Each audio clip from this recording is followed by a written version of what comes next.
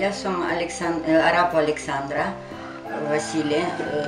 Som sa narodila tu v Moldavsku, pracovala aj robila aj na telegrafie, aj na trhu.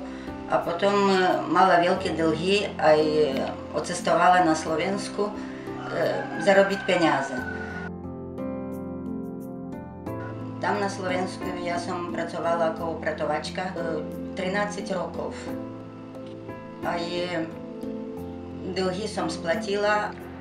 Kedy som bola na Slovensku, bola som na černo, aj ma zobrali do tábora v Medvedevo. Tam ma podporovala veľmi veľa organizácia IOM. Ja od začiatku neverila tomu, no myslela, čo stratím, nič nestratím. No, tam sú veľmi dobrí ľudia, oni sú poslaní od Boha, to oni strašne mi pomohli, aj podporovali. Aj cestu domov oni mi pomohli odcestovať letadlom.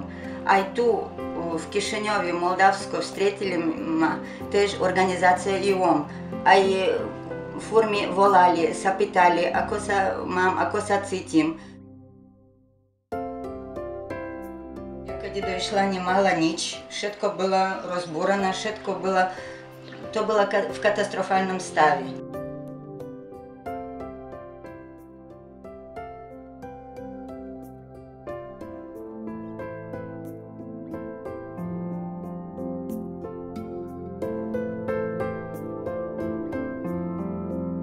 Teraz ja som na dôchodku, organizácia mi pomohla veľmi veľa, dala mi materiál, ja spravila, mám kde žiť.